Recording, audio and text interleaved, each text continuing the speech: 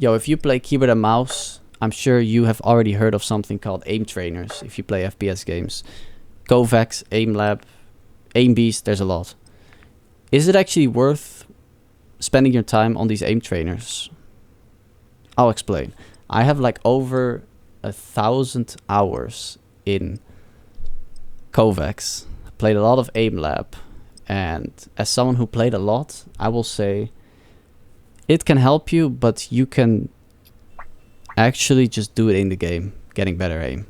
So let me get into this. First of all, there's two issues actually I have with aim training, or maybe one, we'll see.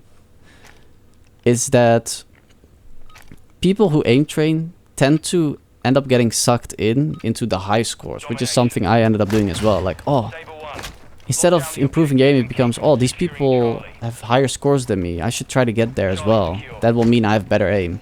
But that actually sets you away from your original goal. You know, the original goal was to get good aim. And people end up going for high scores. And as a matter of fact, high scores don't mean that they have better aim than you. It just means they are better than you at that specific scenario, which means there's RNG involved, there is learning the bot movement involved, depending on the scenario. There's learning how to pace yourself in a scenario rather than just playing the game. So those are issues I see happening with people who start aim training, which happened to me as well. Now another thing is, a lot of us build up bad habits as we play the game. These bad habits could be tensing your wrist while you're aiming. It could be pressing down on the mouse buttons too hard, which messes up your aim. It could be gripping the mouse too hard. It could be pushing down on the mouse. All these things mess up your aim. And when you play an aim trainer, you actually won't even notice that you have these habits until you start playing the game again. Which is actually a big problem that occurred to me.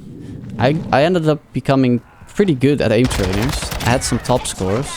Wasn't the best, but I was very good at scenarios. Then when I would load up Warzone, my aim would actually be trash. Like, I would start tensing up because I would get nervous, like, oh, I'm gonna mess this up. And I didn't realize that I had these bad habits until really later on when I stopped aim training. I realized, wait, why? I started thinking, why is my aim bad? And that's where I came to realize, wait, I'm tensing up my wrist. Hold up, I'm pressing down on the mouse button way too hard. These things started coming up and I realized I didn't train any of this in aim trainers. And also, I learned techniques that worked in aim trainers that didn't work in the actual game. As an example, in Kovacs, for example, you have pills that move left and right. Yes, you can track them. So what I did was, when they switch direction, I flick back on target like this, and then start tracking again. It sounds logical, because obviously humans have reaction time. You can't smoothly react again. Anyone who does that is obviously cheating, right? So instead, if you instantly are able to react. So instead, what humans do is we kind of flick back on target. What I actually found is that this technique does not work for me in Warzone. If I start flicking around like that, the movement in Call of Duty is way more smoothened out. And when I start doing that, I lose track of my target. I lose my smoothness. And I actually hit less shots than if I just smoothly adjust my aim. So you might end up building habits that work in the aim trainer, but don't work in the actual game.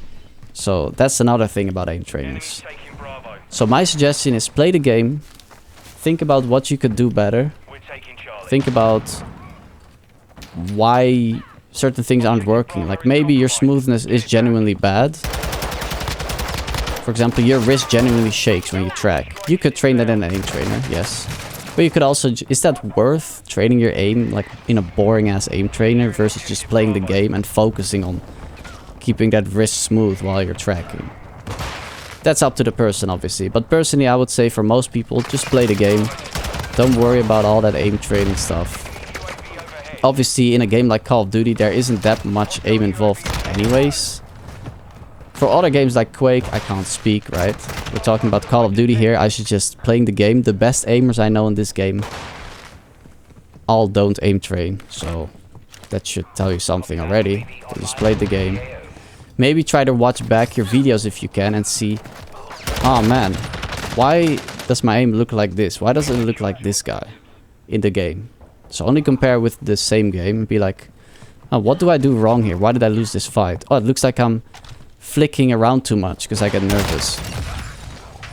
And then you try to adjust that for the next fights, you know, that you have in the game. You play again, you record it again, watch it back, or you just stream it. So that's what I suggest, and you should be on your way to becoming really good.